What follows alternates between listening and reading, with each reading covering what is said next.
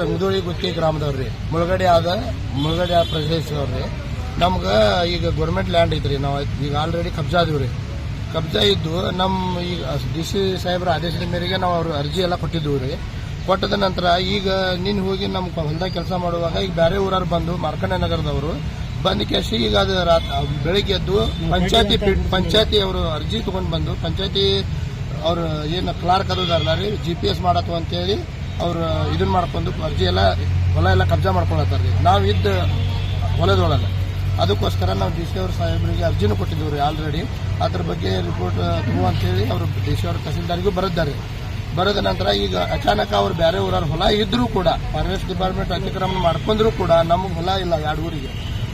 ಎರಡು ಊರಿಗೆ ಹೊಲ ಇಲ್ಲದ ಕಾರಣದಿತ್ರ ಮಶಾನ ಭೂಮಿನೂ ಇಲ್ಲ. ಇದು ಕಾರಣದಿತ್ರ ನಾವು ಹೊಲ ಮಾಡ್ಯಾಕ ಹೋಗಿದ್ದೀವಿ ರೀ. ಎಲ್ಲ ಅವರು DC ಅವ್ರಿಗೆ ಅಪ್ಲಿಕೇಶನ್ ಕೊಟ್ಟು ಮನವಿ ಕೊಟ್ಟು ನಾವು ಗೌರ್ಮೆಂಟ್ ಲ್ಯಾಂಡ್ಗೆ ಪೈಲಾರು DC ಅವ್ರು ಇದ್ರು ಗೌರ್ಮೆಂಟ್ ಲ್ಯಾಂಡ್ ಇದ್ರೆ ಕೊಡ್ತು ಅಂತ ಹೇಳಿ ನಮಗೆ ಹೇಳಿದ್ರಿ. ಆ ಕಾರಣದಿತ್ರ ಈಗ ಗೌರ್ಮೆಂಟ್ ಲ್ಯಾಂಡ್ ಹುಡುಕೊಂಡು ಬಂದು ನಮ್ಮ ಊರಿಗೆ ಎಲ್ಲರಿಗೂ ಅರ್ಧ ಎಕರೆ ಆಯ್ತು, 1 ಎಕರೆ ಆಯ್ತು, ಹಿಂಗೆ ಮಾಡ್ಕೋಬೇಕಂತೇಳಿ ನಾವು ಅಪ್ಲಿಕೇಶನ್ ಕೊಟ್ಟಿದ್ರು. ಅವ್ರ DC ಸರ್ ಮಾರ್ಗದರ್ಶನದಾಗ ರೀ. ಈಗ ಆಗಿದ್ರೆ ಅಚಾನಕ ಬಂದ್ ಕೇಸಿ ಇವರು ಕಬ್ಜಾ ಮಾಡ್ಕೊಳತ್ತಾರೆ.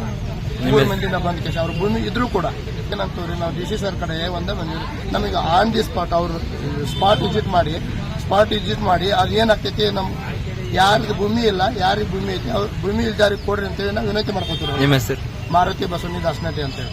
ಅದು ಏನಂದರೆ ಪುಲ್ವಾಮಾಗ ಇವತ್ತು ಜಮ್ಮು ಕಾಶ್ಮೀರದಲ್ಲಿ 26 ಹೆಣ್ಮಕ್ಕಳ ಗಂಡ್ರಗಳನ್ನು ಇವತ್ತು ಒಂದು ಧರ್ಮ ಕೇಳಿ ಒಂದು ಜಾತಿ ಕೇಳಿ 26 ಮಂದಿ ಗಂಡಸರೇನು ಹೊಡೆದಿದ್ರು. ಆ ಗಂಡಸರು ಏನು ಸತ್ತರು 26 ಮಂದಿ.